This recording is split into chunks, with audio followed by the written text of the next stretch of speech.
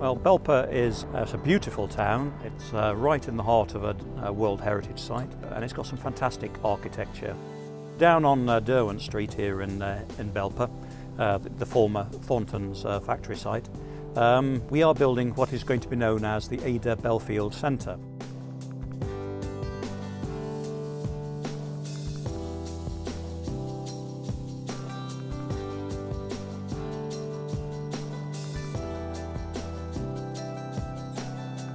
It's going to be fantastic, isn't it? Fantastic for everybody that's working within the care home at the minute, and fantastic for Belper, the residents. We've been down, haven't we, to have a look at the site, and the residents, they all went down to have a look at it.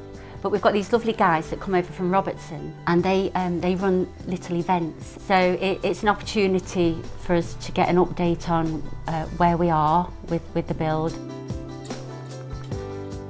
What's good about it is that Robertson are actually, like the Thorntons, a family firm and local as well, and they're keen on engaging with the local community, and it really is tremendous feel in there. Actually, if you go in, the residents are really enjoying themselves. On the whole, everybody's having a fabulous time.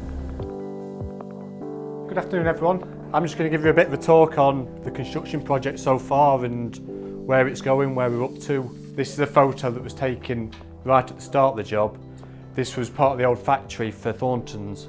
It's where they used to make the chocolates inside.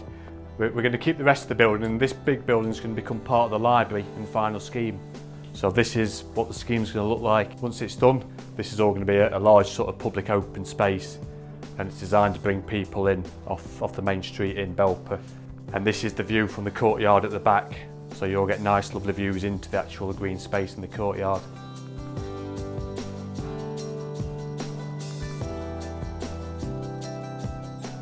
So when you go in, we've got the library, there's going to be a cafe open to the public, and we're hoping to connect with the library events and you know, do some shared activities. The relationship that we've got with Robertson, it's different to all the other builds, isn't it? Yeah, and because they're constantly keeping us up to date, there's obviously anxieties for staff and residents, so they're getting those constant reassurance every time that they come in.